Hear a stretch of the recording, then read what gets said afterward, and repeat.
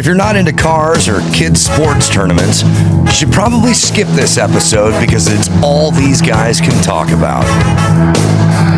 Adam Carolla. Yeah, get it on. Bill Maher in studio. I just did his show, Club Random with Bill Maher. First episode premieres today. Not my episode, or yesterday, I should say, with Bill Shatner, who I adore. Good to see you, Bill Maher. Now, will the audience understand that that was sarcasm when the announcer said? My audience will understand They will understand Yes. that I'm not into kids and cars. Okay. I know you're not into cars because I was watching your show last weekend on Friday, and one of the panelists said she's into F1, and you're like, well, whatever, you're into NASCAR. And she's like, F1 and NASCAR is... They're different? Well, it'd be like saying London Philharmonic and Ted Nugent. They're both just music. Yeah, I get it. Well, I think what I said to her was, why do you enjoy watching traffic? And Yes. that would still be my response to both of those things, I think. But I'm not sure what F1 is. It's just the highest of the food chain. Oh, really? Ayrton Senna, see the doc Senna? What's better about it? It's like saying, why is a Ferrari better than an Oldsmobile? Like, because it's just that much more advanced. But aren't NASCAR drivers driving the best cars? They're driving the best cars within the regulations that they put in place. Oh. See, look at us ironically talking about cars. All right, off to my daughter's soccer game, and then we'll wrap it up. Exactly. So, congratulations on the show. It was fun just sitting down with you and your Club Random and letting the hair hang down a little. Yeah, again, was it necessary that I do this? No. But I'm having more fun than I've had in a while. Not that I don't love my real show, because I love that the most, but there is something about just, first of all, I can't be drinking and getting high when I'm doing real time. I mean, Right. I'm talking to important people. Sure. But like when you come over, oh wait, that came out wrong. And also, not everything is politics. And for too long, I've been going out to dinner with people, and they've been saying, you should do a podcast because, you're interesting on all these other topics, and we never hear you talk about it because the show is too political. And I'm like, okay, fine, I give in, I'll do it. And they were right. It is fun, and it is good to, once in a while, for just an hour or two a week, talk about things that aren't political, because political... First of all, you're cutting off like 90% of the country who doesn't know things. Right.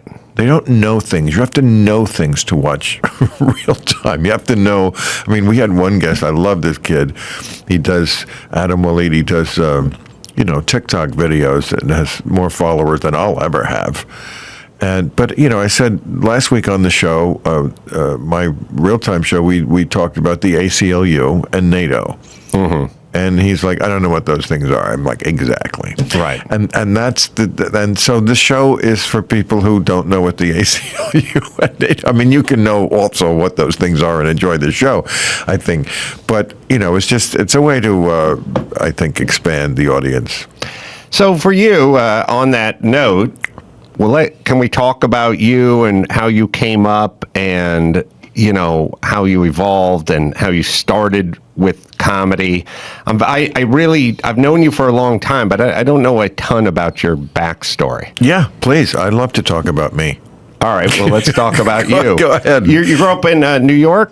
No, I grew up in New Jersey. Across the river. My father was in radio news back in the days when every radio station had news at the top of the hour. I listened to WABC in New York, Cousin Brucey, if people remember that, from back east, and Dan Ingram and all those great DJs. That was my jam when I was 12 years old, was to listen to that all day.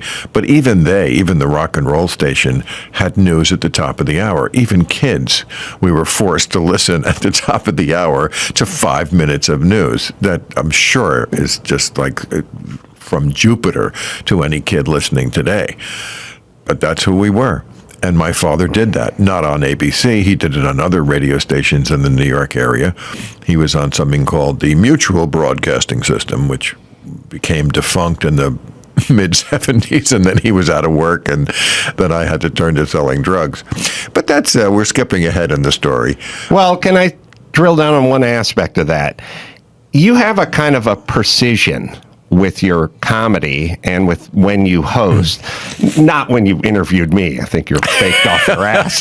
But normally you bring an air of professionalism and kind of precision. You know, you're not one of those comedians that's kind of hanging and doing audience work and where you from and all that. You put on a suit and you have your jokes, and there's and in real times this ways too, there's a certain precision to it. Is that something you picked up from your dad?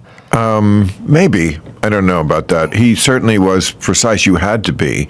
I remember he had this collection of stopwatches, because this is an era we're talking about when no wonder he was kind of tense when he got home and needed 3 martinis. You had to do this 5-minute broadcast on the news live without rehearsal, and you had no time to plan out how it was going to fit into the 5 minutes.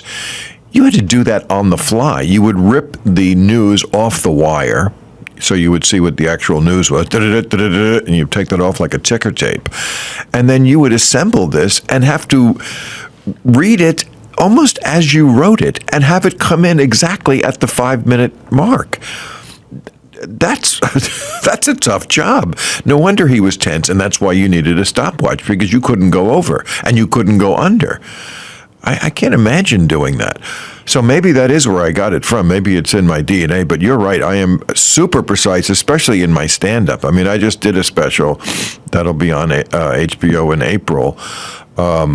I just taped it in Miami, and, you know, they were like, wow, you don't mess around here, because I gave the bullet points for the teleprompter to the guy, and he was like, okay, you know, this is not where you're from, and what else? I hate comics who stand up there and go, what else?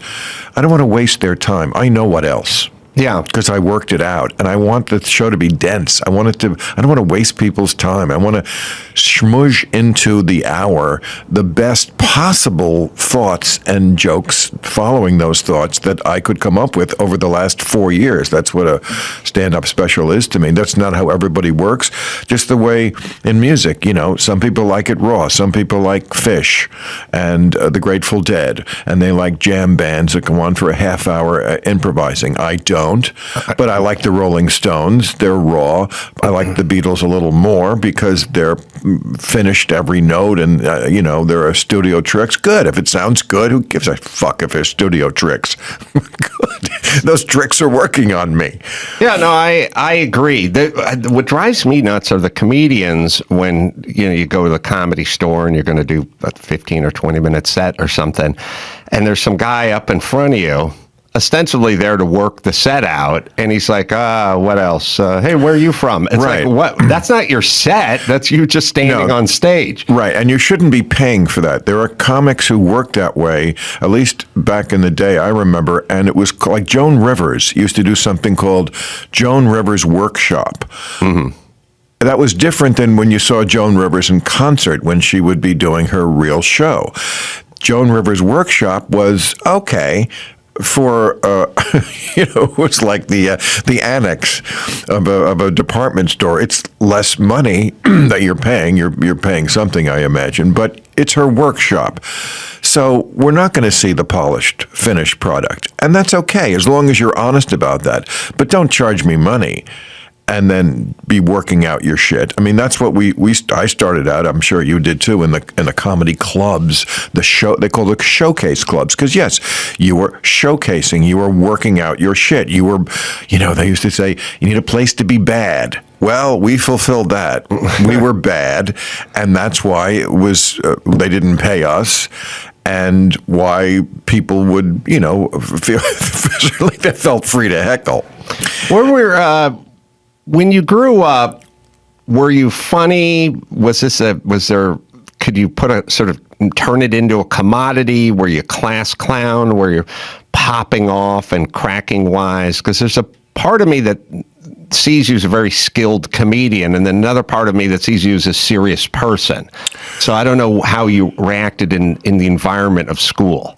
Well, I think that's a good assessment because I think I try to do a kind of comedy that's based mostly on serious topics. I was never the Seinfeldian, he does it brilliantly. I always thought he was a genius because he could take some topic that was not very serious and make it interesting and not insulting to the most intelligent person in the world, socks and trivial matters like that. He would see something in them.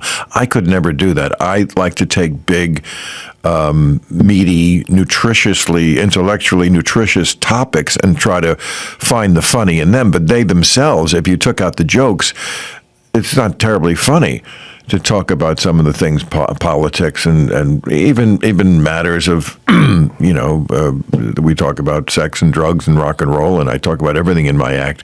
But they're kind of like big topics. So yes, but as a kid, if you're asking, I was never the clown type. I did want to be a comedian when I was very young. I knew I was going to do this when I was less than 10 years old. Really? I was a very shy kid, and I, of course, didn't have the kind of confidence that kids have today because they're raised wrong and they're too entitled. Self-esteem movement. Right. Yes. So I never breathed a word of that because I was afraid I'd be made fun of. Oh, really? You want to be a comedian? Good luck with that. But that's what was in my mind all those years. Excuse me, is that I am going to be a comedian. So that's what was going on in my head. And in the classroom, I would say I was trying more to be the class comedian, not the class clown. I wasn't the guy throwing spitballs. I would try to say, and sometimes did say, things that again, the bar is low in school. You're bored. You want any distraction. So, you got a good captive audience. But if I could say something that made the teacher laugh, that was a big victory. Yeah, it's interesting, class clown versus class comedian. Yes. I never really thought about that. Yes, there were clowns, and I was not one of them. So were you a pretty serious student? I was a great student. Excuse me. I was, straight A's, very afraid of failing. Not because my parents would beat me. I guess I just didn't want to be disappointing to them, or I don't know. I just was very afraid of not doing well in school. I think in high school, I had a perfect attendance record. I don't think I missed one day of high school. How nerdy is that?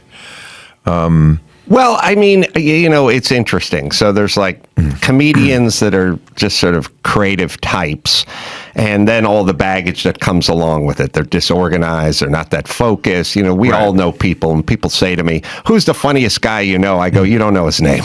Right. He can't get his. I always, I know you don't like car analogies, but I would say that it's not how much horsepower your engine has, it's how much can you get to the rear wheels. And we all know people that are kind of 1,000 horsepower brains, but they can never get out of their own way. They can't get it to the rear wheels. They can't get it to the pavement. I think most comedians know other comedians that are super talented, but just not getting it to the rear wheels. And guys like you and guys like Jimmy Kimmel, they're really funny people who also approach it like a studious A student and bring that ethic to it. Yeah, I mean, again, it's very analogous to music. There are people who just do it kind of raw, and then there are people who spend 6 months in the studio making Hotel California because they want every note to be right. And they're both good. You can find great value, and they both can work. I happen to be the latter type. Yes, you're right. I'm a worker. I do like precision. I love, sometimes people say, why do you still do stand-up? I love the tinkering. I love the idea of, I moved this joke 2 jokes earlier and it works twice as good. Or I changed one word. That I love. It's, to me, that's like building the ship in the bottle. You know, those people who build a little ship inside of a bottle, and it's like, what the fuck is that? Well, I mean, all of life is just killing time till you die. And to me, that's just how elegantly for yourself you can do that. And that to me is, you know, stand-up is kind of like, I guess at this point you could call it a hobby, because I don't have to do it, but I do it because I love it, and it's that building the ship in the bottle thing. I just like tinkering, and I'm working with it in my little workshop, and then of course I go out and take it and do it in front of people. But it wouldn't come across as good to people unless I was in my little workshop, you know, or in the basement at my house, you know, sanding things. Plotting to kill my family, like in The Stepfather, but then not. So speaking of family, you said your dad was kind of an intense guy, or a tense guy? He was tense when he got home from work, because that was a tense job. Mm-hmm. He really wasn't a tense guy, but the job made him that way. I mean, he was much more easygoing, except, you know, he chose that as a profession, and I can see why that was a kind of a job that required a few martinis after you got off. Of course, it was also the era. It was the Mad Men era. That's what people did, is they had 3 drinks and then drove home. Right. Which is what he did every night. Yeah. In a car with no airbags or a headrest. And probably no seatbelts. Right. And half in the bag on the Garden State Parkway or the Palisades Parkway, coming back from Midtown Manhattan to our suburban manse in New Jersey. I say manse, small house. I mean, when I see it now, it's like, you cannot believe how small but people were smaller, and they just needed less. And, you know, I mean, the house that I grew up in, they bought on the GI Bill for, I think, $24,000, which is about, you know, like my car probably cost 3 times as much. Yeah. Yeah, I grew up the same way. House I grew up in cost $10,000. I mean, my room that I grew up in was like half the size of this room we're in right now. Yeah, well, speaking of kids these days and how you grew up and how I grew up, I worry that kids don't have enough downtime. They're staring at something, they're playing some, you know, this edict of, you got to get them involved in everything. You got to sign them up for every sport. You have to get them involved in every club. They have to learn 5 languages. They have overscheduled. They have to learn to code on their computer and stuff like that. And it's like, I learned a lot from being bored as a kid, from having serious downtime, nothing to do. Absolutely. Go make your own fun. Go outside and do something. They call that overscheduled, and the kids are, you know, you like you say, you have piano lessons on Tuesday and then karate lessons, and, you know, mom is always chauffeuring you from one of these activities to the next, and it's horrible. I think it's horrible the way they do that to kids, and I think it's stultifying to their imagination. Yes, my whole childhood, what I remember is coming home from school, which, by the way, again, something that you would get arrested for, literally now, letting a child walk home alone from school. A child alone, they find that to be just an abomination, whereas I thought it was fantastic. Get your ass to school, get it home, and then I would fly into the house, fly upstairs, change into my play clothes, and then fly out the door again without saying one word to my mother, and play. And in my house, my town, we had something called the 6 o'clock whistle. Oh, gosh. It's like Thornton Wilder, our town. And a whistle would blow at 6 o'clock, and it was like, oh, okay, because dinner was at 6. Got to get my ass home. But until then, I was out, just like doing what the fuck ever. I don't know. You know, you'd go over to some other kid's house, you'd collect acorns or fucking throw dirt at each other, or, you know, play army.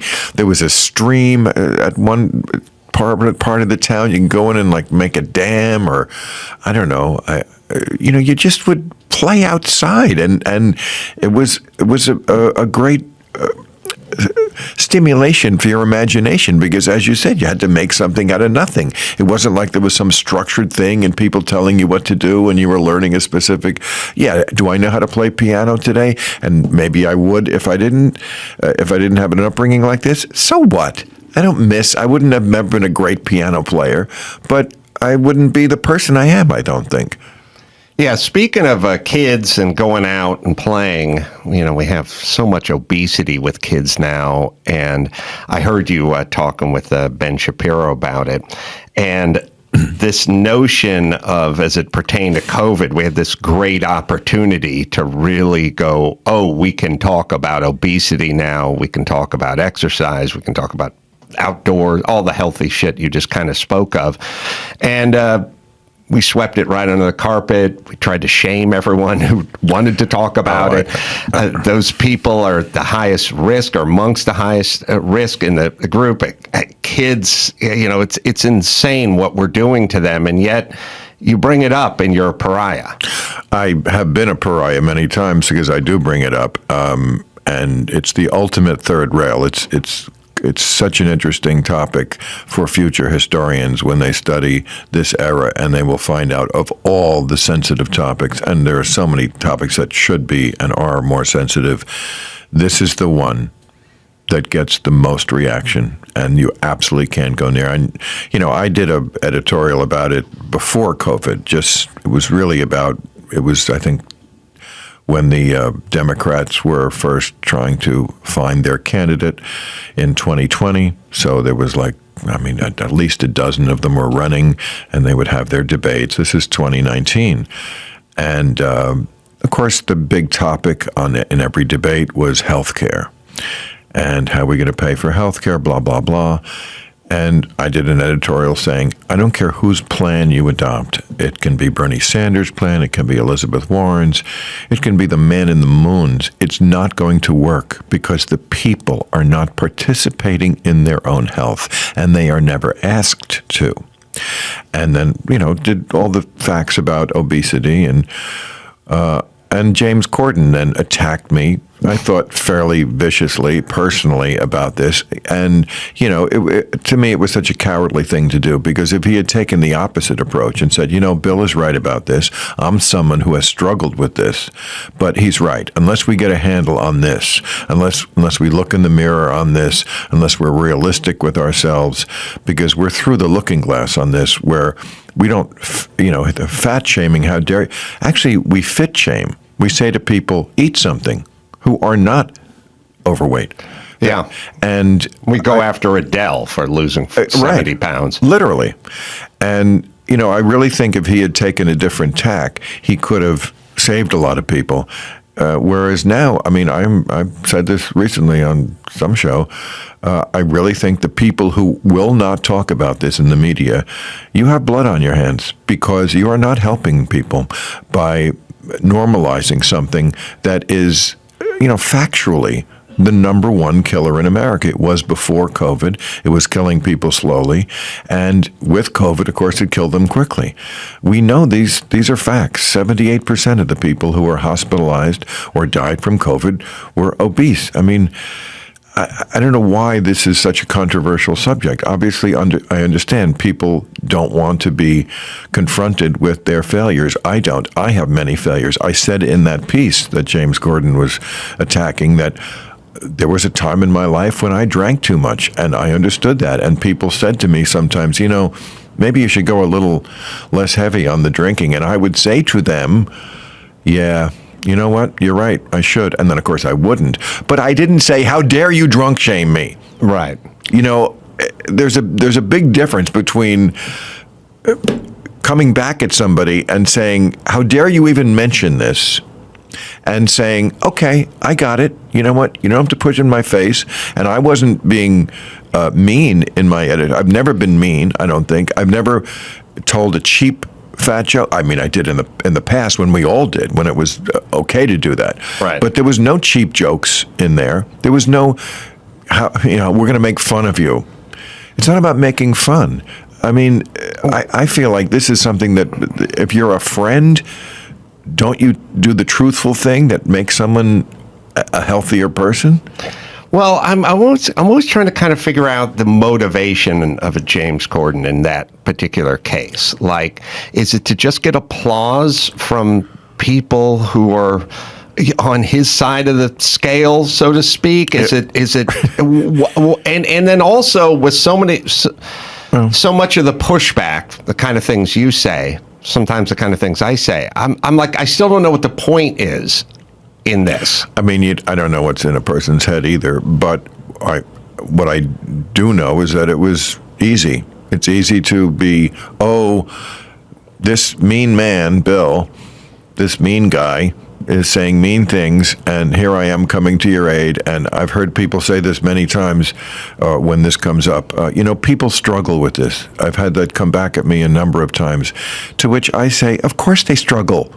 Everything is struggle. Life is a struggle. But look at people 50 years ago. We look like a completely different species. People were not obese like they are now. Do you think cake wasn't delicious in 1969? Of course it was. People struggle. People struggle with it, and they always have, but they didn't just throw up their hands and say, it's a struggle. How could I possibly resist eating too much food and eating the wrong food? Well, you can. And yes, we have problems that should be addressed, like food deserts, like places where people can't even get decent food, but then deal with that. And yes, it's very hard to eat well if you are not well off, or at least middle class. There are plenty of poor people who do not have the opportunity to get good food. But I would say this about that: no one ever needs to have soda, right, with your food, and that's a lot of what the obesity comes from, is soda. So, you could save money and also help your health by not having soda, and everyone could do that. We could be the can-do society on this instead of the throw up your hands and, oh my gosh, what I can't do anything about this. Well, you can. Yes, there are things that we should do as a society to help. But when Michelle Obama tried to make this an issue, they attacked her incredibly viciously. And this was a First Lady project. Right. It should not have even been controversial. And it was mostly about, as you were bringing up, kids. Let's get the kids in better shape. Who could be against that? Well, it turned out a lot of people. Yeah, it's really, and you brought up 1969, did they have cake in 1969? Go back and look at the movie Woodstock and see what those people looked like. That's what I'm saying. See what a 22-year-old looked like in 1969. Or look at the crowd that's looking up at the moon launch. Right. There's no obese people in the crowd. Well, you think back to, grade school, junior high. There was one fat kid that was probably assigned to each class, and that was it. If there was one, there was one fat kid and one kid with a leg that was too short that had the extra heel added onto his shoe for some reason. And the fat kid wasn't that fat. What we thought of, I remember in that piece I did, we showed the picture from like 100 years ago of the fat man in the circus. Mm-hmm. He looks just like a normal guy now. Yeah. And that was the fat guy. And the thing about what we're going through now with the epidemic and all the deaths and everything is that the science doesn't change. What our ideal of what is obese has changed, but the science hasn't. And in the science, even if you're moderately obese, the chance of hospitalization was greatly increased, like 4 or 5 times. And I'm talking about like 30 or 40 pounds overweight. I'm not talking about, sometimes you see people who are hundreds of pounds overweight. That just didn't even exist. Well, speaking of science, I was watching Real Time last week, and you had a professor or an expert, not sure exactly what his title was, and nuclear energy. Oh, he was the former Secretary of Energy under Obama, Ernest Moniz, yeah. Yeah. Kind of reminded me of the Quaker Oats guy a little yes. bit. White-haired professorial, correct. Yes, but I pulled a quick clip of it because I am vexed by nuclear energy as maybe you are, in that I am for it because I'm for clean energy, Right. and I don't know what happened to it or what the plan was. We'll play the clip of the Dr. Ernest Moniz. Yes. You are for using nuclear power? Yes. Look, right today, nuclear power supplies 20% of our electricity. If we were to eliminate that, I don't know how we are up for it. I mean, California, as we speak, is decommissioning Diablo Canyon. Yes, which has been and I wrote an article in the LA Times against that. Right. Without success, of course. But we need that, and we also need to build a new generation of nuclear plants. This is carbon-free. It's been safe, and we don't have a lot of options, especially when wind and solar are going to grow, but they are intermittent. And we need also a strong baseload of carbon-free power. That's what nuclear gives us. And right now, there's never been more innovation in this space than we see today. And nuclear is splitting atoms, right? Whereas fusion... All right, we got it. I feel like this is almost like obesity. It's like, well, why aren't we talking about this? And the answer is, it's not popular to talk about it. I think the problem here, the underlying problem, is something called win-win. Americans got it in their heads that everything has to be a win-win. Mm-hmm. And that's not the way life works. The way life works, especially with weighty matters like this, is least bad. That should become the saying instead of win-win. There's very few win-wins out there. What there are out there are least bad options. Does anyone want nuclear? No, of course not, because 3 Mile Island, Chernobyl, Fukushima. When it goes bad really bad, and that's not good. But it's the least bad option. We either slowly kill ourselves, what we're doing now with fossil fuels, or I wrestled with this nuclear one for a long time. I don't think I was always on the page because, yes, it's very scary what can happen when it goes bad. The radiation from Fukushima is probably in the water when I go to Hawaii and New Year's Eve and swim there. But look, there's just no great, perfect option. And just build them so they don't fucking break. Yeah. Just don't.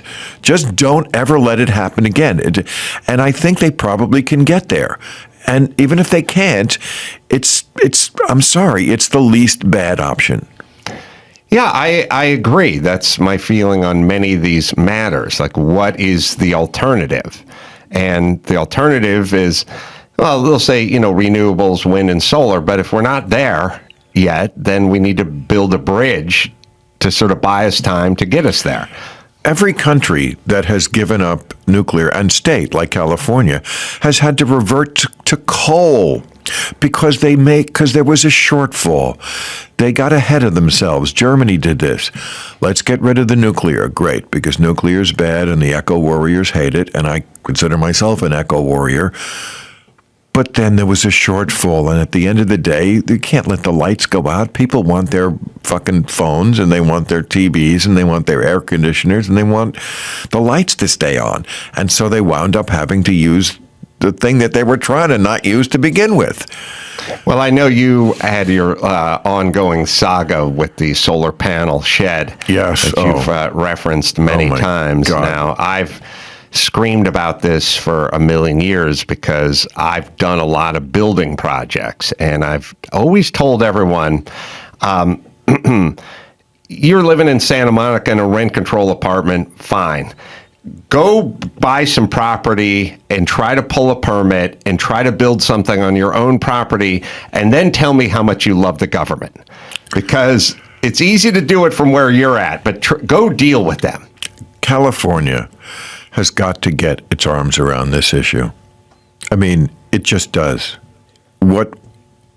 First of all, we know there's been an exodus from this state, and that's partly because of high taxes, and it's partly because fire season is all year round, but it's also because people can't fucking do anything, as you're talking about.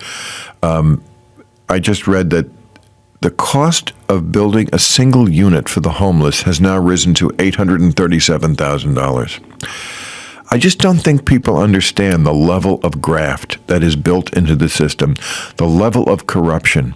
And that's what I was getting at when I made that crusade about my solar. I mean, first of all, I just did want to get it hooked up. But can you imagine the level of corruption, the level of bureaucracy that I was ranting and raving about this on the air for over a year, and they still couldn't get it done? I have a picture of 11 people at my house who finally showed 11 people to turn on a light bulb. Yeah. It basically, I mean, first of all, I had to build a shed to house the thing, which is about the size of that. This is the box that apparently the solar comes into. I had to build its own home, which probably could house the homeless. People could live in that shed. It's a beautiful shed that houses a little box. Right. That took forever. It has to be 55 feet from the curb. It has to this. It has to that. I mean, it used to come in on a pole. They probably could have done it just on that, but no. Had to have its own shed. And then all the people who had to come out and see it. Look, I can't get into the ins and outs. I don't want to. It was too painful a memory. But all the regulations that, I mean, it's I don't know if it's Orwellian or Kafkaesque or both of them. It was just strange, very strange. What the hoops that you had to jump through to do something that the state was advising you to do. Solar power was something I thought I was being a good citizen trying to hook up. It's stifling. Years before your shed debacle, I mean, it's been 15 years. I got a house, it's been more than 15 years up in the Hollywood Hills, and I was like, I'm going to put some solar panels up. And good, thank you, you're welcome. This is what we'd like our citizens to do. And there's a regulation that it's not in any other city or state where the master shutoff switch for the solar needs to be on the other side of the gate. Oh. And they're explaining to you that everywhere else, it can just be on the panel in the box or whatever. The fire department could come shut off the master switch in an emergency. But in LA County, it's got to be outside on the curb, which would have meant trenching 200 feet and laying conduit down and doing something, and it would have added another 50 grand to that. And I was like, then fuck it. Right. Then fuck it is what so many people say about so many things out here. And eventually what they're going to say is, then fuck it to the Democratic Party. This is an Achilles heel to this party that they have got to come to terms with. I mean, they couldn't build a railroad that they tried from L.A. to San Francisco. Same thing with the housing, the homeless kind of thing. It just, the cost, I think, per mile rose to something like $200 million per mile. Whereas in France, they did it for like $13 million per mile, pretty much the same railroad. And France is not known as a country without unions. Right. Or regulations, right, or socialism. And somehow they did it for so much less. People have got to understand there are just too many people with their hand out. There are too many people who are unnecessary in this equation. And this is kind of like beyond politics, or it should be, but it's going to get hung on, and deservedly so, on the Democrats, because they run this state. It's not like the Republicans are great on this either, but they don't run the state right now. The Democrats do. Quick break to talk about JB Weld, world's strongest bond. The brand DIYers and pros have trusted for over 50 years. Use their epoxies, super glues, putty sticks, wraps for projects big and small on practically any surface: metal, wood, plastics, glass, ceramics. Keep it in your kitchen drawer, toolbox with your craft supplies, and of course your garage as well. Also, the proud owner of Herculiner, the original DIY truck bed liner. If you're looking for the world's strongest truck bed liner, Herculiner has you covered. So I've been a fan of these guys for a million years. I've always used their stuff, and now they've expanded into every form of adhesive and Herculiner as well. It's available at jbweld.com, Home Depot, Lowe's, Walmart, AutoZone, Advanced Auto Parts, O'Reilly, Amazon, Michaels, and more. Proudly made in the USA. It's JB Weld. Yeah, what do you think about the mayoral race coming up? You have anybody you like? Well, I interviewed Karen Bass, right? She's one of the leading. I mean, I like her. I haven't really gotten into those local politics too much. The other guy, what's his name? The guy who runs the farmer's Grove. market, the Grove. Yeah, Rick Caruso. Yeah, Caruso. Yeah, I met him recently at a dinner party. He seemed like a nice guy. I don't know. I don't really get that much into local politics. I don't know how much it really is going to affect me. I'm sure it does, and I'm sure I'd be a better citizen if I did, but I'm kind of busy with trying to absorb all the national news for my real job. And what is the schedule of your real job? I know you film on Fridays. Yeah, I work my ass off during the week. Monday is a very heavy workload, writing night, because that's the day I try to put together the editorial that I do at the end of the show, which is about 8 minutes long and probably takes me 20 hours to put together. And so that's a big, heavy writing night. Tuesday, I rewrite it and start working on the issues. We do a lot of new rules. I probably look at 100 new rules to come up with 5. Right. That's the process in comedy. Again, like we were talking about at the beginning of your interview here today, it depends on your method, but that's my method is let's be thorough and let's get the best product out to the audience. And that takes a lot of time. I never go out during the week. Thursday is my cram night because the show is Friday. So, it's just like when I asked HBO if I could do the podcast, I told them, look, this will take 0 time away from my real job. I don't want to ever take time away. I said, this is just 2 hours. I am not preparing for it at all, as you could see. I can attest to that. 0 prep. I'm just going to be drunk off my ass, talking to a good friend or someone who I'm meeting for the first time. And this is what I would be. See, Wednesday's the hump day. So that's when we tape the podcast.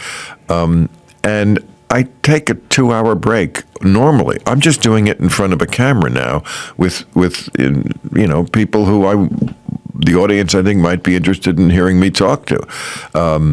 But I need to work all those hours on the week to make real time the show I want it to be, because it's on a premium network that you pay for, and I think that people expect and should get the best possible product I can put out based on a week full of work. I would not want to do it any other way. So for you, I know you don't have kids, you're not married, famously, don't and like it that way, which I get. My parent, I didn't really want to have kids either because I felt like my parents didn't want their kids, and I sort of went, yeah, I guess that's how it worked. Really? Yeah, I think you felt that? Yeah. Wow. I certainly knew it. I don't know if the difference between feeling it and knowing it, but it seemed abundantly that's terrible. Apparent. It is. It is. But I don't know what influenced you, or did anything influence you? How was your relationship with your parents? Great. I'm a very lucky person because I had great parents. And were they around to see the kind of success you've had? My father died just before. He saw me do the Tonight Show, which was in sort his of world. That's a big deal. Yes, it was sort of the baccalaureate. You are graduated, and now you are officially in show business, and you don't have to be a tradesman. Although you certainly can, as many people have done a few Tonight Shows and then fall off the board. But he died. I got politically incorrect, started in 93, and he died the year before. So it's a shame because he was a funny living room comedian who worked in news. And for my life, I really made his resume into a profession. I took the news. I took his funny living room style and made it into a profession. So I think he would have been very gratified to see me do what I do. But that didn't happen. But I know he's watching from heaven. I'm kidding. I mean, it would be great if that, could that be possible? Yes, but it's so ridiculous. I always like it when they show cartoons after somebody dies and they're doing in heaven what they did in life, like Bob Hope has a golf club. And it's like, really? Yeah. That's all. That's all. Rounds can you play? That's all heaven is, the thing you're doing in life, and then you take it up there, and it's like you're just shooting a great, par game every day. Well, I said to someone the other day on this subject, I said, no, I don't believe in heaven. They said, well, but then where do you go? Like where, Right. And I just said, look, what you have is all the thoughts you've left in the minds of all the people you interacted with while you were here. You're never dead. Abe Lincoln is dead. He doesn't need to be in heaven. I know who Abe Lincoln is. You know what I mean? Like that was my take on it. That's a great take. I've never heard anyone put it that way. That's actually kind of brilliant. I'm going to kill you and steal that. Yeah, like why do you have to be alive? You're alive in my head if you go first, preferably. But what I'm saying is like every great or not a family member, your dog, your first dog, Lucky. That's just you have. It's in your head. That's your memory. That's why they're alive as long as you're alive because they're in your head. Yeah, which is why you should do good things and say funny things and do that and be wise and try to pass on. Right. It's almost. Life itself is just a shame because, like you perfect yourself and then die. Right. It's like I'm 66.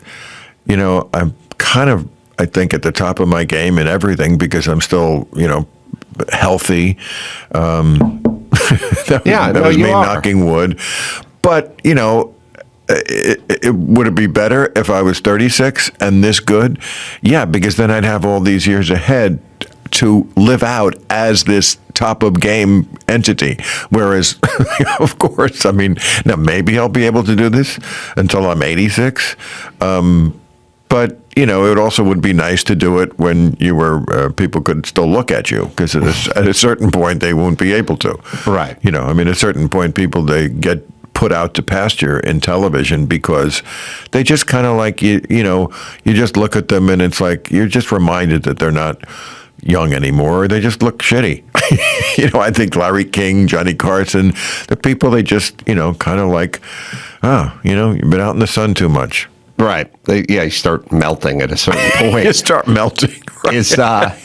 So your dad, look, he saw your hit on Carson, and that's pretty damn good. But yeah, he was proud. And they were great when I told them I was going into comedy because they could have been like a lot of parents would have been and said, oh, come on, do something realistic. And of course, I made that easy for them because I wasn't asking for money. I was always a very independent kid, too much so as a kid. It drove my father nuts. I didn't share as much as they would want me to. As someone once said, I packed a tight suitcase. Mm-hmm. So it didn't hurt them at all when I said I'm going into comedy because it wasn't like, and I need money to live off of. Right. But I also didn't say I'm selling pot for a living. I just left it unsaid. Right. It was a don't ask, don't tell policy. We're not going to ask how you're living, and you're not going to tell us, and it's good because we don't have the money to give it to you anyway. This is after the defunct of the mutual broadcasting system, so there wasn't a lot of money coming in, and that was fine. But they certainly could have been, as many parents are, discouraging of something that seemed like such a pie-in-the-sky dream. Was your mom then around long enough to see many of the things yes, you did? Absolutely. She was around till 2007. So, she saw all of Politically Incorrect and the first 6 years of, or maybe 3 or 4 years of Real Time. But of course, moms are moms. It doesn't really ever get into their heads who you are I remember once, I think I've told this story before, but it always amuses me. I was staying at the, I forget the hotel in Washington, the Mayflower or something, one of the big hotels. And I said to her, she always used to ask me what was the hotel like when I was on the road. And I said, oh, they gave me the presidential suite. And she said, why? And I said, Mom, I'm kind of a big shot now. And she said, oh, yeah, I just remember when I was holding your little hand.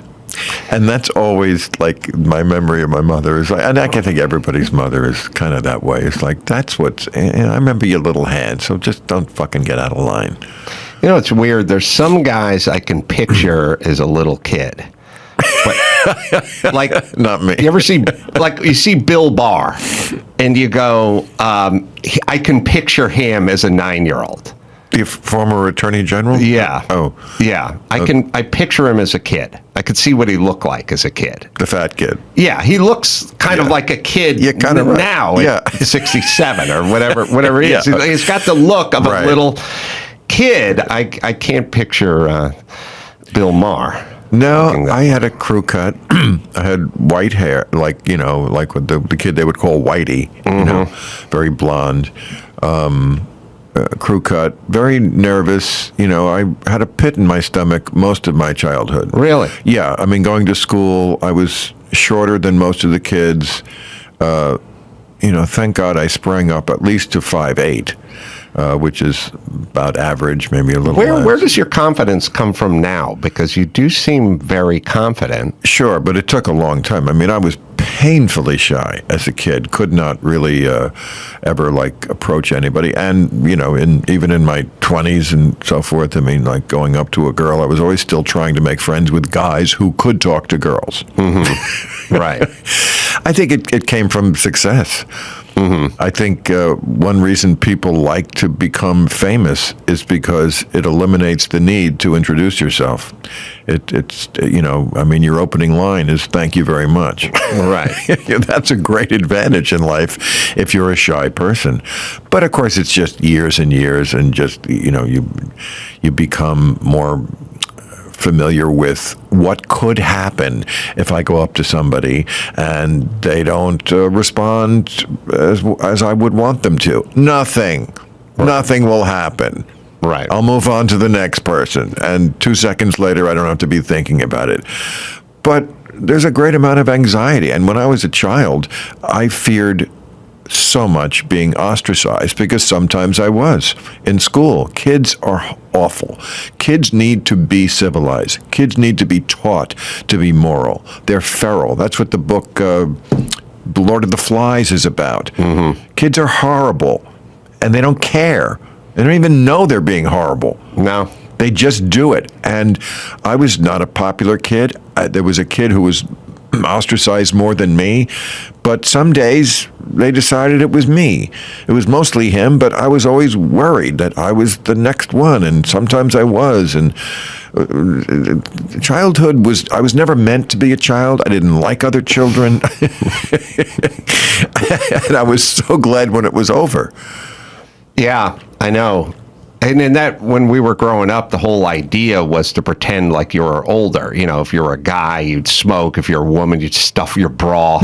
You know what I mean? Like this whole attempt at being older. And now there's this delayed adolescence that goes well into the 40s now, it seems like. When I was a kid, we admired people who were older. I wanted to be Johnny Carson and James Bond. They were 40, and they were cool, and I couldn't wait to be them. Kids today, they want to be the TikTok asshole who's their age. Right. And somebody 40 is like, oh my God, ancient. And it's like, no, that's when you're cool. You're in charge. You understand life finally.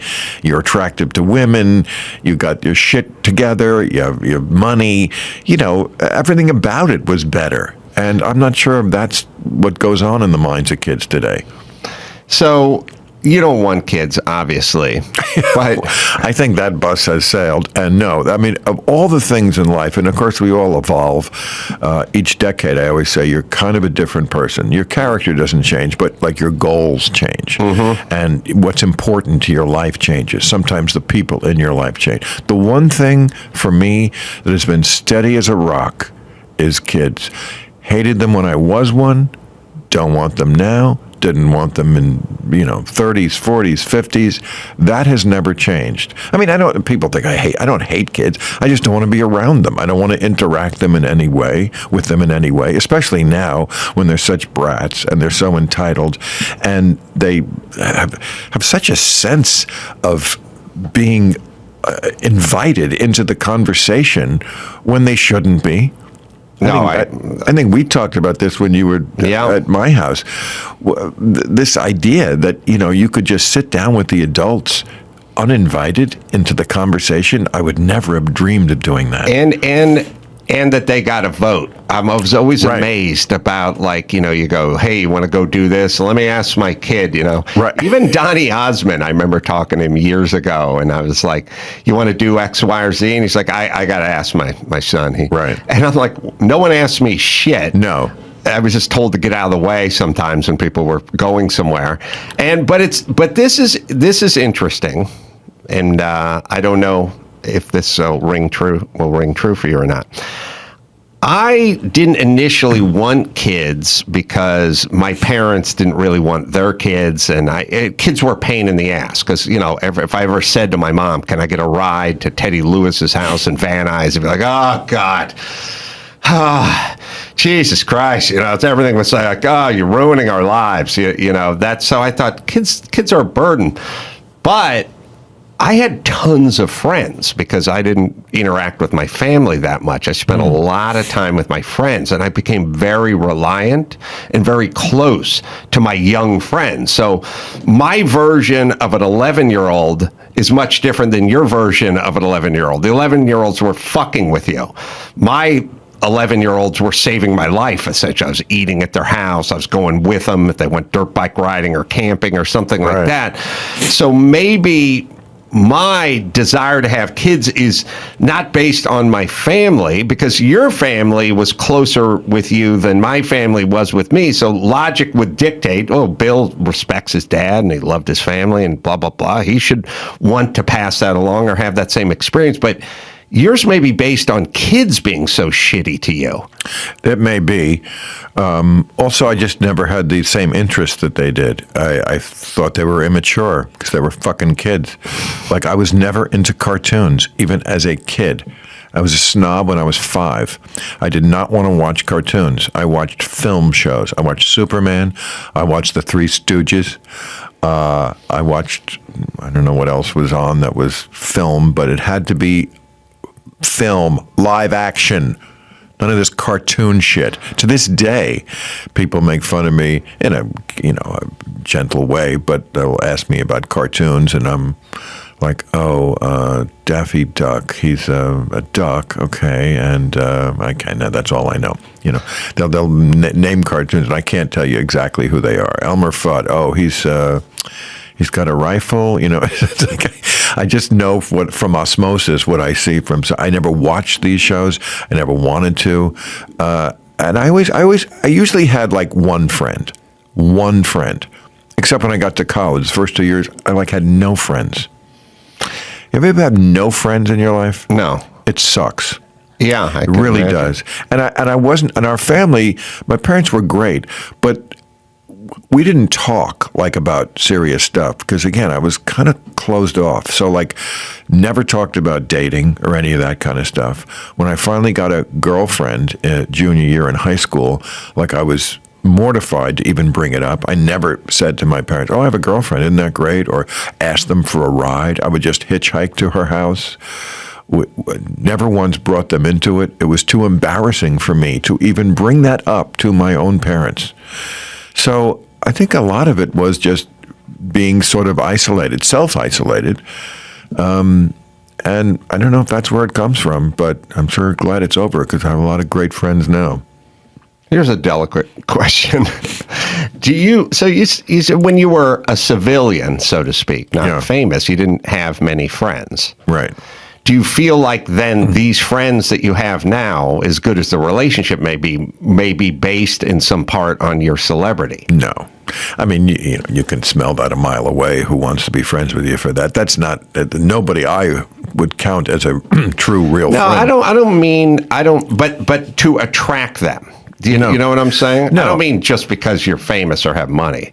No, I think I became famous because I learned how to, or evolved into somebody who was a person that people might want to spend an hour with in their living room on the television.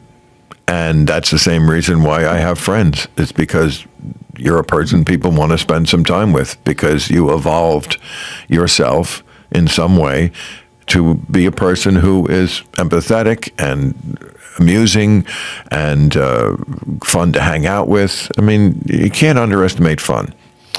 Be a fun guy. I mean, that's one reason I wanted to do the podcast, to show that side of me that is just, I mean, of all the qualities I have, I would put just being a party animal who knows how to have fun right at the top of the list. Did I know, you've said this famously, and I've said it myself a million times, where people go, oh, you've changed, like politically you've changed. And I've said, I'm still Right. for all the stuff I've ever been for. It's just, but I'm not down with the transgendered swimmer kicking everyone's ass in the pool. Like, right. I'm for gay marriage. I'm for pot. I'm for whatever we want to talk about. Prison reform, all the stuff that I've always been, but I'm not Right. down with the crazy shit. Me too. I mean, it's the same thing, and I keep trying to make this point. 5 years ago, no one was talking about defunding the police. No Right. one was talking about that. It wasn't me who changed. I'm just reacting to crazy shit, goofy shit that's going on now. I mean, you talk about the transgender swimmer. I was reading about the director of the movie Power of the Dog, Jane Campion, got into trouble because she said something like she was accepting an award and Serena and Venus Williams were there. And she said, you two are such marvels, but to be honest, you didn't have to play against the boys. I did. And of course, then cue the apology tour and the usual suspects who find this intolerable. And I'm like, what is the big problem? First of all, it looked like Serena and Venus Williams were laughing at it. Serena has admitted that when she played a man, she was shocked at how hard it was. She said, I hit shots that would have been sure winners against the women, and he got to them easily. And she was just making a case that the woke people should have liked, because what she was basically saying was, I'm competing in a place that was always a boys' club. There's only been one, I think, woman who ever won Best Director. Yeah, Hurt Locker. Right, Catherine Bigelow. Right. So it was a valid point to make. She wasn't demeaning them by saying that. And it's like, Jesus Christ, you always have to stay exactly within the one true opinion. You can't color outside the lines for 2 seconds without getting shot down. It's that kind of stuff. And, that's not conservative. That's just me reacting to something I think is goofy. I think you're being goofy. And I'm going to call it out like I always have. And if you don't like it, fuck you, kiss my ass. Which is also what I've always believed.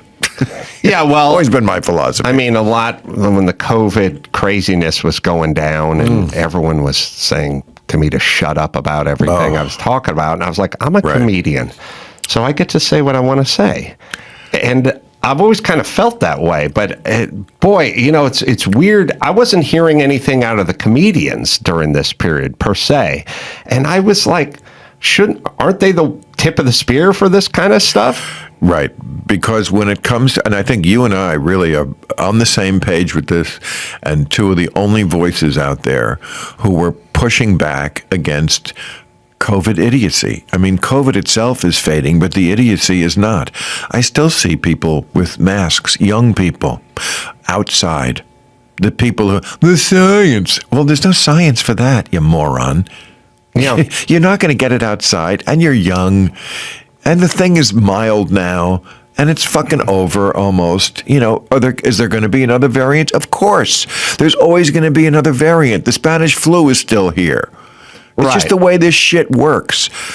But the insanity of it, that was because when people are scared, when you induce this mass hysteria, which is what we did, yes, and you scare people, fear, boy, I mean, it's not just political. It's medical's even worse, because medically, there's nothing more basic than I want to live. And if people think that this is going to kill them, and of course it has killed some people, but again, that's also a very unsophisticated way to look at it, that COVID killed. Well, first of all, they didn't make any distinction often between died with COVID or died from COVID. For a long time, I think for a whole year, you could die from something if you had COVID even a year before, and they listed it as a COVID death. Right. So I'm not saying it wasn't a serious bug that was going around. Of course it was, and it should be respected, and we should have compassion for the people who suffered from it. But there's a lot of bad information, and my overarching theme has always been medical science. We're at the beginning of understanding the human body. I should be able to make my own decisions about how I want to treat this.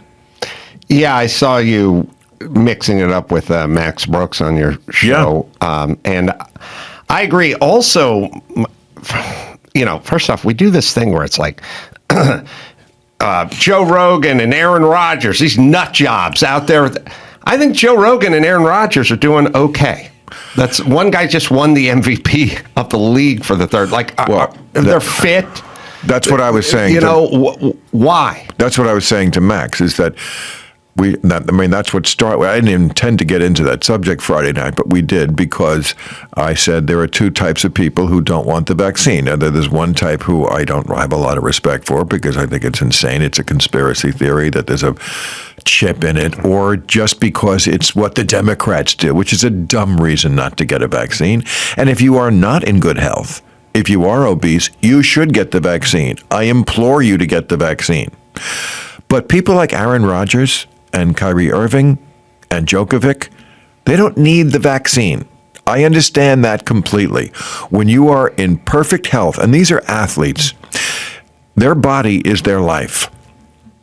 They're very, very, very careful about what they put into their body, because they want to play as long as they can, because every year they play, they're making tens and tens of millions of dollars. So they have the ultimate motivation to keep that body in tip-top shape.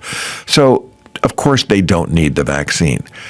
So the argument that he was putting forward that, well, what about protecting other people? That argument makes no sense anymore. Now that we know the vaccine does not protect people from getting it. Right. It does not protect people from giving it, or stop people from giving it. It just protects you if you have the vaccine. So don't tell me that I have to be part of this, what about protecting other people? Protect yourself. You get the vaccine. Get the vaccine, then you'll be protected, because you were never protected from me anyway, whether I had the vaccine or not. Last subject, Bill. I see you recently, I think we're on with Ben Shapiro. You go places, you have conversations. And, people might think you and Ben are diametrically opposed in every fashion on every subject. But I've listened to your conversation with him, and there's a fair bit of common ground that you guys have. And if not, a chance to air out opinions on this side and on that side. And I've seen you on your show say to like Adam Schiff and stuff, like go, you're spreading your message on CNN. And something I've said, which is, if you're Fauci and you want to get people vaccinated and you're explaining that there's these Fox viewers who aren't getting it vaccinated, then go on Fox and tell them to get vaccinated. You're on MSNBC preaching to the choir. Everyone is watching. Everyone who's watching Rachel Maddow's show is vaccinated. So why go on Rachel Maddow's show and talk about getting vaccinated? Why don't you go on Hannity and tell them to get vaccinated? And you do that. You go everywhere and do everything. I think when you were telling Adam Schiff, go on, Hannity and go tell him this stuff. Right. And he said, I've been invited many times. Right. But he won't go on. So how do we cure that? And why won't he go on? And what's going on? I don't know if we can cure it. I don't know if we can cure a lot that ails us in that realm, the tribalism problem that we have in this country. But to me, the bigger reason to do that is not even to come to a meeting of the minds on issues, which we never will. I mean, I was very honest with Ben Shapiro. I said to him, look, the Republican Party does not believe in the emergency of climate change, and they do not believe, I think, anymore in democracy.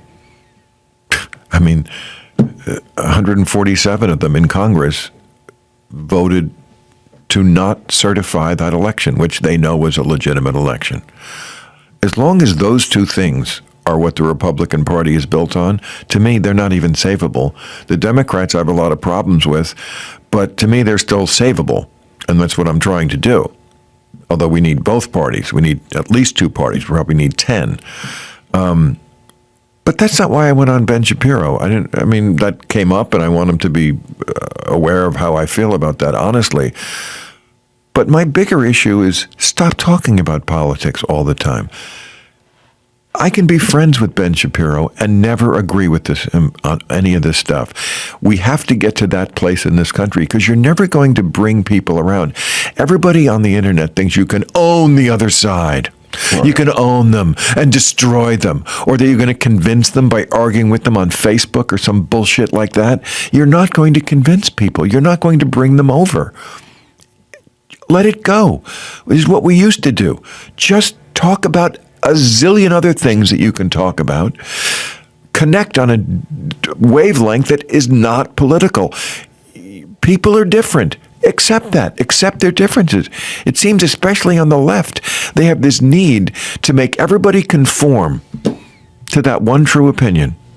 And it's just never going to happen, and you just have to accept that. Well, the problem with the one true opinion is, it, as we were alluded to, it moves and morphs so fast that we're having to cheer on males beating females in a swimming pool in order to stay up with the Right. party. And it's like, then you're not into that. Now you're out. Right. Or on the outs. Right. If you were a liberal feminist and went into a coma 10 years ago and just woke up and read that story about the swimmer, you'd think, wait, that's not liberal and that's not feminism. When I went into the coma 10 years ago, we were all happy about Title IX and women being able to compete, and now you're telling me that this person can come in here and, I mean, how many people, I think it was something like when he competed as a man, he was way back in the pack. It was like 467 or ranked somewhere in there. And now he's number one among the women, and of course the women cannot compete against someone. I mean, even if they're transitioned, I mean, you're born with muscle mass, and I mean, I don't know all the science of it, but I've read it, and it's very convincing, and it's very obvious that this person 462. Yeah, look, if I've heard it said that if he died or she died, the world's number one female swimmer, and somebody dug up her bones in 100 years, the bones would be the bones of a male. Like the archaeologist would go, that's a male human. Right, and it does seem to sometimes happen that the politics, as you say, it morphs so much that it comes around to be the exact opposite of what it was. I was reading something that Andrew Sullivan was saying today, or maybe he was quoting somebody saying that it looks like the woke are trying to eradicate liberalism. I mean, racially, we see the same thing. I mean, again, I'm an old school liberal who believed in a colorblind society, that was the goal. That was what we were trying to get to, where we don't see race. Whereas it seems like what the woke want is to see it always and in everything. That is the overriding, isn't that the essence of a lot of what they're talking about? Is to always see it, and again, it's just the reverse. Yeah, it always feels, I've talked to Dr. Drew about this. I know it's been on your show as well, upcoming episode, but I always say it feels gross, to go like, as a woman of color, as a lesbian woman of color, like that, to preface every fucking statement. I'd like to get out of this parking ticket as a woman of color, as a whatever, as a gay man. It's like, hey, it's 2022. Do your fucking job. Right. Or don't, but let's not factor this into everything. Right. And of course, I mean, I'm sure there are people out there saying, well, that's easy for you as a white man, Adam. And maybe it was a white man who worked next to illegals on a construction site digging ditches out of high school. And also, I mean, there's a myriad of factors that go into a person's life that gives you advantage or disadvantage. I mean, I don't think a young, good-looking black man going off to college in 2022 is at a tremendous disadvantage, you know, compared to a dweeby, ugly, untalented white kid. Well, I've always said this. I said every guy I grew up with would date a woman of any ethnicity over an unattractive woman.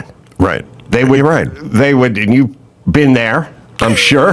I've seen you at a few parties. Right. Where every guy I know would be with a beautiful black woman over an unattractive white woman first and foremost any night of the week. I don't know any guy who wouldn't do that. Chris, well, I mean, that is a little more, to use the word of the day, problematic because, I mean, slaveholders had sex with their slaves, you know. I mean, you can have... No, I mean a relationship. Yeah, of course, I understand what you mean. I'm just saying that when you cross that sexual boundary, it can become something different. But maybe, you know, another way to approach that is Chris Rock used to have a famous bit about how he lived on the block with like all celebrities and then a dentist who was a white guy who was a dentist. You know, like you only had to be a dentist to be. And there is absolute truth in that in the history of America.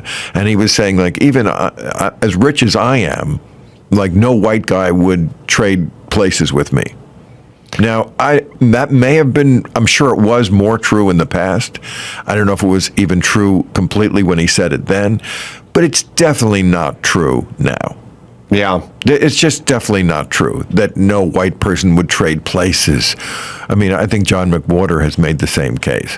You know, that's just an antiquated way of thinking. Now, there are certainly a lot of racist and racist adjacent kind of white people in America still who would never do that and trade. But I think the vast majority of people don't feel that way anymore. And if someone is like a rich, good-looking celebrity and they happen to be black, I think there's a lot of white people out there, certainly most of the people under 40, who would say, oh, I'd be happy to trade places with that person.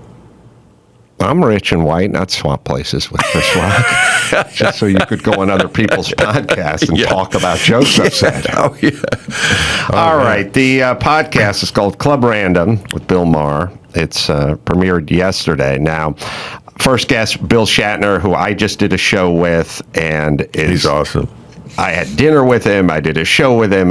There's no more impressive 91-year-old human being on the planet. No, what a badass. Or really, a lot of, you don't even have to put the age in there. I mean, he's just, what a career, and, you know, what a great way of looking at life, to be able to, like, say, you know what, I'm 90, I think I'll go into space. Right. Because I wouldn't go now. Right. And I'm not close to 90. Yeah, I wanted to ask you quickly, when we're talking about obesity and that kind of stuff, what's your regimen? I mean, you're always in good shape. You eat well, you exercise, but what do you do? I always like the sort of breakfast, lunch, and dinner. Okay, well, first of all, don't have all of them. You know, this 3 meals a day thing is just something someone pulled right out of their ass. Right. No, there's no scientific literature for that. It's just something people started to do. They could have said 4 meals a day. Some people have 4 meals a day. Breakfast is the most important meal of the day, you know, invented by Kellogg. Right, exactly. As the food pyramid was put out by the dairy industry, which, you know, gets back into the COVID argument. Like, you want me to just listen to everything you say as if you've never been wrong or never been corrupt about medical matters. I know. It's just not going to happen with me. But I regret so many of the years of my life when I sort of forced having 3 meals a day because it was just in my head. So what I do I'm not really hungry the first hour of the day. So good. Then I have the 1 cup of coffee I have about an hour in. You shouldn't have coffee before that because, when you first wake up, you don't really need it. Your body is wide awake. You get that light in your eye, and okay. So that takes care of about the next hour or so. So I have my first meal, which is a shake that I make. It's got a raw egg in it and yogurt and a lot of good stuff. About 2-3 hours into the day, and then if I get hungry, and of course I get up pretty late, so I get up at like 11, so I have that around 2 or 3. If I get hungry around 6 or 7, nuts. Nuts is a great snack.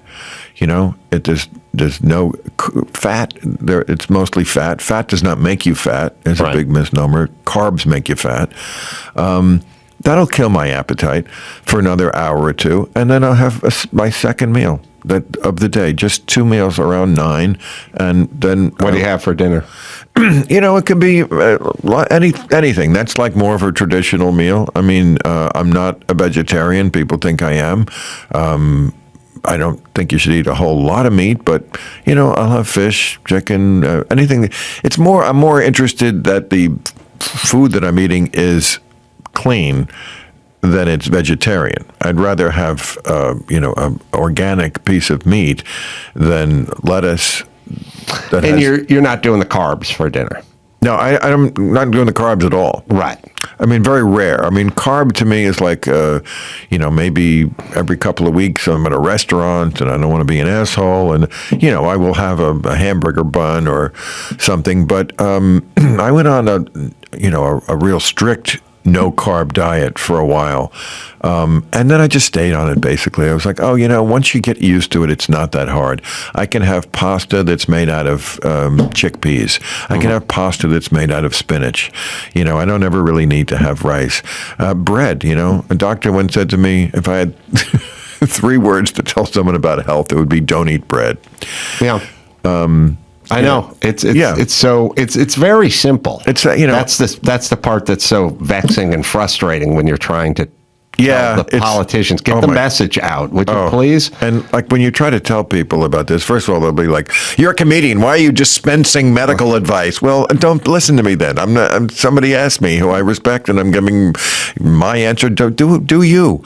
But they look at you like you're from Mars, because a lot of these concepts are just 2 meals a day. What are you, crazy? Bread's the most healthy thing in the world. Wheat. Well, okay, do some research. I can't tell you. Maybe you'll find something different. But that's how I approach it. And, as a friend of mine says, abs are made in the kitchen. Yeah. Do I exercise? I do, but I also think people can overdo that. I don't think you need to do weight training 3 times a week. No, but I do think that I've known a few beautiful people, men and women, who they eat whatever they want. They never work out. And they blah blah blah, and they always look good in their bathing suit. There's a few of those people out there. Yes, there's 2 types of great bodies. One is made in the gym, and one is made by nature. Right, and you cannot ever approximate the gym one with the nature one. It's just a body type that you are born with, and it's magnificent. Right, I agree, and you should definitely want to try to have sex with them. Yes, but I found those people to be amongst the laziest people I've ever met, because they don't have to. They don't have that thing. For you, right? It's a 24/7. I mean, I would argue that the diet bleeds into the work ethic. It's the same reason why great-looking pretty boy guys don't have a great rap to women, because they don't need one. Right. Their opening line is high. Speaking of high, Club Random with Bill Maher. Watch our episode. I think you'll catch on. Oh, I loved it. I had a good time, and I'll come back anytime you need me. First one was Shatner. We got Quentin Tarantino coming up, Judd Apatow, world-class directors and talkers and thinkers and writers.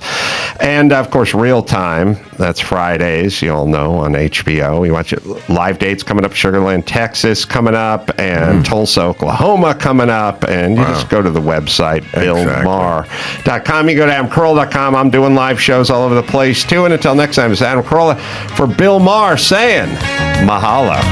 All right, let's do some news. Let's do it. Well, a 29-year-old man has been arrested on 2 felony arson charges for torching the warehouse operated by consumer goods company Kimberly-Clark in Ontario, California. He actually filmed himself after he lit this fire. Did you see any of this? No.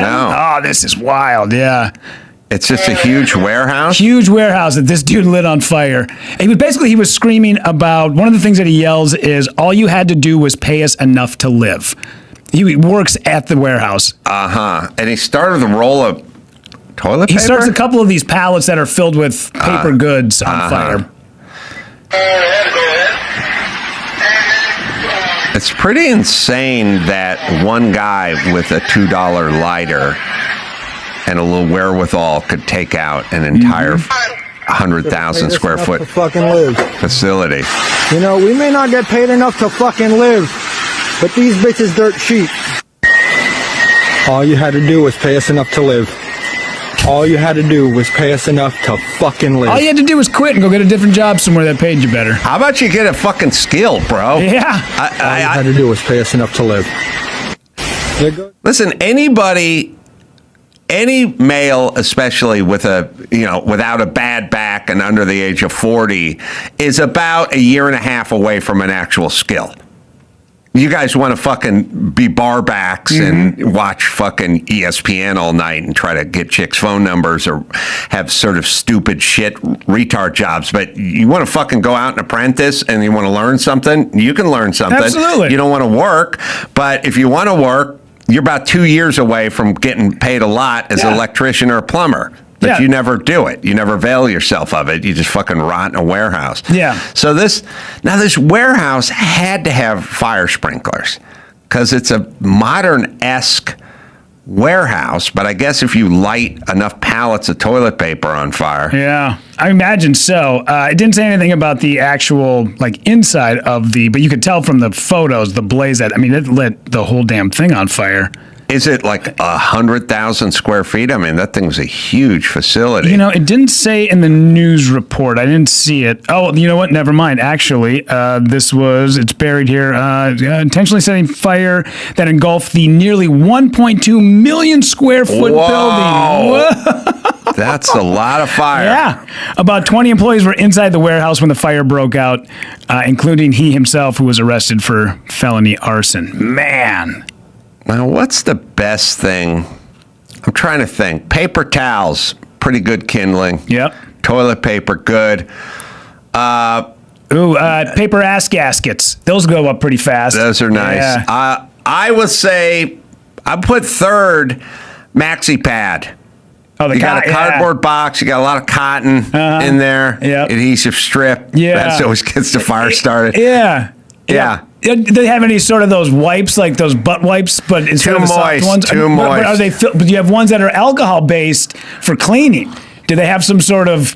Well, they do, because I know, because once Jimmy wiped his ass with the Clorox ones, he thought it was the ass wipe for the ones, and his wife left out the sink wipe ones, and he burned his ass with the Clorox. Crazy. So I can't imagine. By the way, here's how guys are. If a woman had burned her vagina with a Clorox wipe, other women would be sympathetic when she told them that story. When Jimmy told me that, all I did was laugh my ass off. Yeah. I went like, oh my God, how's your asshole? I was like, that's the greatest thing I've ever heard. That's the difference between men and women. Yeah. Funny. All eligible men will now automatically be registered into the military draft pool by December as part of an effort to streamline the previous process of self-registration and to save money. Most men between the ages of 18 and 25 are already required to register with Selective Service, but automatic registration was mandated in December of 2025 as part of the fiscal 2026 National Defense Authorization Act. All right. I'm all for more people doing more shit. Yeah. There's too many fucking lazy dudes in this country. Yeah. And that's part of the problem. I was a little bit past, I was already 21 when 9/11 happened, and since I'm the last male in my family, there was conversations about like, hey, there's a couple of us that are just sitting around doing nothing in Wisconsin. Maybe it's time we jump into the service. We talked to a lot of the recruiters who said, well, because of your situation with your family, you're never going to see active duty. But there is, if you want to do behind the scenes stuff, you're more than you come from a family of pussies. Pussies, yeah, a lot of pussies. That's why they were like 5'6", all 152 pounds of you. Come on, buddy. They weren't active. They wouldn't let you because what with their family? Because I'm the last male in my family. I have no brothers. I have no cousins. I was the only male in my family. So they said you can still join though. You can still go in. Interesting. It's interesting that they factor that in. Yeah. Well, there was it started because of, I think you and I listened. Saving Private Rudy. Yes. Well, it started because the Sullivan brothers from Waterloo, 5 of them. There was 5 of them from Waterloo, Iowa, who went to the service. All 5 boys were killed during the service, and that's where it came from. So, yeah, this is great. Absolutely. I think it's, man, I always say if I could go, I'm reading Rob Riggle's book about Spit, Grit, and Never Quit, Marine's Guide to Comedy. And he talks about being a pilot, and that's my biggest lament is not becoming an Air Force pilot. Because I'm the size, I'm small. I wish that would have been the thing I could have done, and never panned out. Yeah, that's what is a dream of mine as well. I mean, it's so cool, but I couldn't have the education to be able to pull it off. But,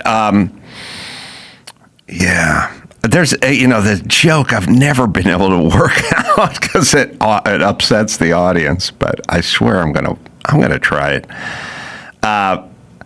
Is every one of those shows on 9/11? It always shows the guy sitting home like you, seeing the thing, and the guy like said, I stood up when that second tower went down, and I walked right to the recruiter's office, and 2 weeks later I was in Afghanistan, and everyone's like, God, you're a hero, and I'm like, yeah, but also didn't have a lot going on. Sure. Why are you watching TV at 9 a.m.? Yeah, and then what about your family? You have a young girl, you just fucking left? Like, you literally just got up, left your house, and went if you think about it, if I just left right now and just went, I'm going to recruiting office, I'll be in Afghanistan for the next 4 years, I'd kind of fuck up a lot of people around me. Yeah. The only way you could do it is if you had zero going on in your life. Well, after the second day of no Montel Williams on at 9 a.m., he's like, well, what else do I got? Time to roll. All right, what else you got? A beloved coffee chain founded in San Francisco is removing pride flags and other flag decor from its stores, the company's CEO announced on Wednesday. Phil's the longstanding supporter of LGBTQIA plus community. What does it really mean to support that community? Like, let's really just break it down. I support, you give them money, and then they what? Buy lube or flags? Yeah, death love. Cock rings. Like, what does that mean? Like, I support. Like, I don't know. Without your support, would they be okay? Would gay men be around? Would they be allowed to get married? That's a good question. I don't think it means anything. No. I don't think Jesse Jackson has done anything. I don't think Al Sharpton's done anything. I don't think Black Lives Matter. I know Jennifer Newsom's very close to the LGBT community. What the fuck does she do? And then how does that work? It works by saying, we support you, so can you please come to our coffee shop and spend money so we can make money and all right, and here's a flag with your colors on it. But other than that, I'm not sure. Like, that's as far as it goes, and they will also throw a sign that says what they will tolerate and what they will stand for. I do like that. There was a Phil's Coffee in San Diego. You did 20 minutes on this because you walked by it early, and it was one of those signs where we accept everybody. It was on the way to San Diego. It was like halfway to San Diego. Yeah. And that was a Phil's Coffee. Yes. And it's here we believe, no one is, and we believe in, and we and believe you just want some fucking coffee. I took a picture of it and made fun of it for 20 minutes on stage. There's a picture of it somewhere. I don't know, Phil's Coffee Creed or whatever. It's the same bullshit the neighbor with the sign on the lawn believes in. But here's what I'm saying. Mark Garagos' attorney is an Armo. And he fucking loves the Armenian community. And he does like pro bono work. If some Armenian, and this isn't even hypothetical, some like 19-year-old Armenian kid, is doing 90 miles an hour on the freeway and hits somebody and kills them in their car and they're trying to give him vehicular manslaughter, he fucking defends that guy for free because he's into Armenians. you guys are into the LGBT. What the fuck do you ever do? You put a stupid flag up and do nothing. And by the way, then what? And what do they need from you? You know what I mean? Like, what does the gay community need from you? Like, how's it even work? Yeah. Besides a hug, I don't know what else possibly be. Well. Anyway, there feels Creed. It's fucking retarded. Well, what's funny is the workers of this particular franchise came back and they're starting to revolt a little bit. And basically, all he said was, "Listen, we're taking down the flags because we can still stand by you, and we just don't have to." Put your sort of decor and put your stuff in the window. And also there's other people who might not be into it that, hey man, we're not here to like make a statement. We're here to sell coffee. So we'll support you, but we also want other people who don't believe these things that you believe to be able to come in and enjoy our product as well. And he's taking a lot of heat for it. I should talk to Dave Rubin because he's gay and he could tell me what Phil's Coffee's doing for him or what the gay community or what Jennifer Newsom is doing. All those who stand by this, what the fuck are they doing? We're living in such a fakakta world now. Sorry. Yeah. What else you got? All right. So speaking of, I mentioned this earlier, but there is a wild video captured when two women brawling across the top of a coffin after realizing they had both been dating the dead man laying This inside. can't be in this country. This is an out of country Man, thing. you hit the nail on the head. I always know an out of country. Yeah. I know an out of country clip, and I don't know why. And by the way, it looks to be sort of Hispanic women, but also semi-white women. I don't know. You could go, well, of course, but I live in L.A. I can go out and see Mexican chicks fighting all day long who are from here, and I could film them, and that'd be from here. But this feels out of country. But anyway, here we go. They're literally pushing the lid back and forth. Yeah. It looks like somebody's got her by the hair. That one woman, that somebody grabs her by the hair. Women be fighting. Yeah. They have trouble with impulse control.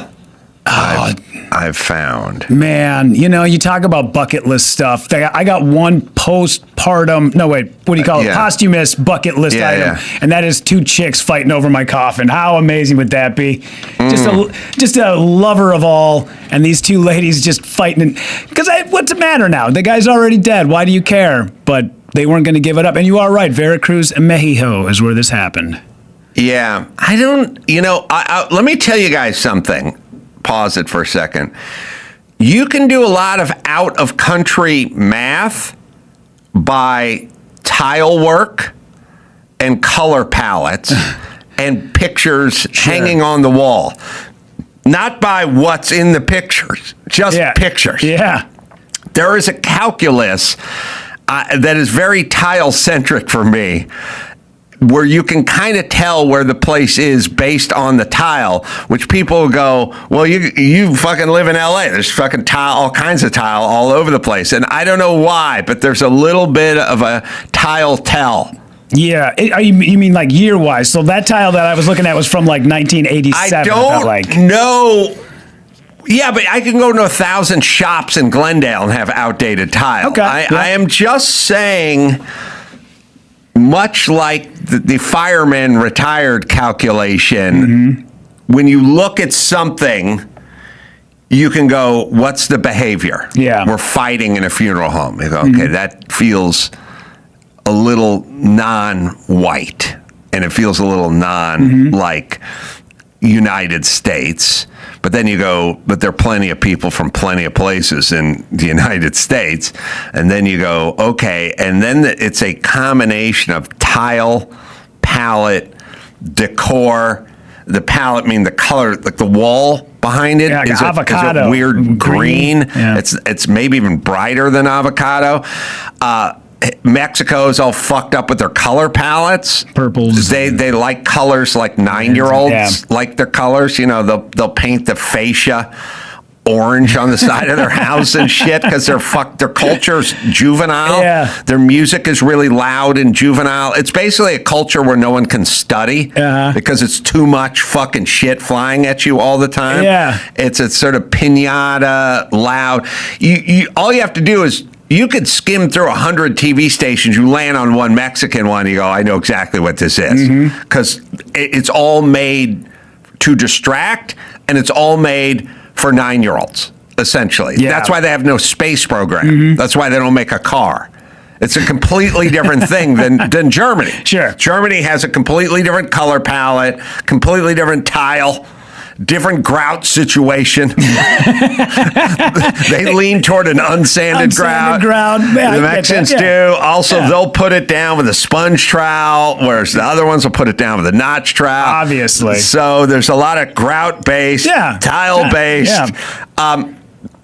You can show me a picture and tell me the activity, and I will tell you if it's abroad or not. And this thing felt foreign. I just saw a picture of it. I didn't hear any sound or anything. I didn't read anything about it. It just felt foreign. Well, the stand that the coffin is on also looks like it is just some barbed wire, not barbed wire, but it almost looks like rebar that has just been literally just kind of like made into a stand that they put the coffin on. Well, let me tell you this.